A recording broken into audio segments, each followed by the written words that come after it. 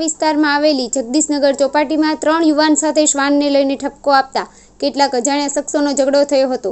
ત્યારબાદ આ ઝઘડાની અદાવતમાં ચોપાટીની બહાર જ 3 યુવાન પર ચપ્પુ, લાકડાના ધોકા સહિતનાથી હુમલો કરવામાં આવ્યો હતો, જેમાં યુવકને ચપ્પુનો ઘા પેટના ભાગે વાગતા આંતરડા બહાર નીકળી જતા સારવાર દરમિયાન મોત નીપજ્યું હતું।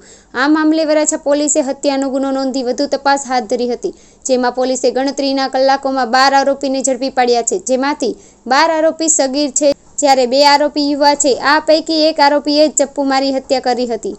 વરાછા પોલીસે ગણતરીના કલાકોમાં આરોપીઓને ઝડપી પાડ્યા હતા।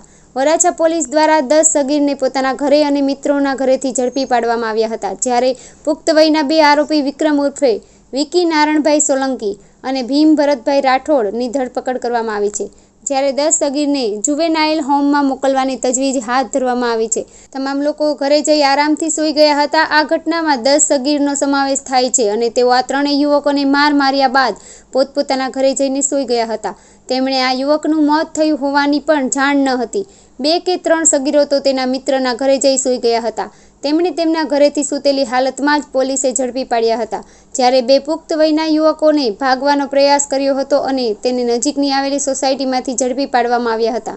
સુરત શહેરના વરાછા પોલીસ સ્ટેશન વિસ્તારમાં આવેલ જગદીશનગર ચોપાટી ખાતે 3 વ્યક્તિઓ પોતે ત્યાં ગાર્ડનમાં બેઠેલા એ દરમિયાન આ કામના આરોપીઓ પોતાનો ડોગ એટલે કૂતરો લઈ અને ત્યાં ગાર્ડનમાં આવેલા અને આ કામના ફરિયાદ પક્ષના ઉપર ડોગ શરીર ઉપર ચડી જતા ફરિયાદ પક્ષે ના પાડતા આ બાબતે આરોપીઓ ઉશ્કેરાઈ ગયેલા અને બોલાચાલી ગાળાગાળી કરી અને ત્યાંથી ચાલ્યા ગયેલા અને થોડી વાર પછી આ આરોપીઓ એક સમ થઈ ગેરકાયદેસર મંડળી રચી હાથમાં લાકડી તેમજ છરી જેવા હથિયાર લઈ અને 2 આરોપી તથા અન્ય 10 બાળ કિશોરો સાથે આવી અને મારામારી ઝઘડો કરી અને આ ગામના ફરિયાદી તેમજ સાહેદોને શરીરે માથાના ભાગે, ગાલના ભાગે અને પેટના ભાગે ઈજા કરી અને ગંભીર ઈજા કરી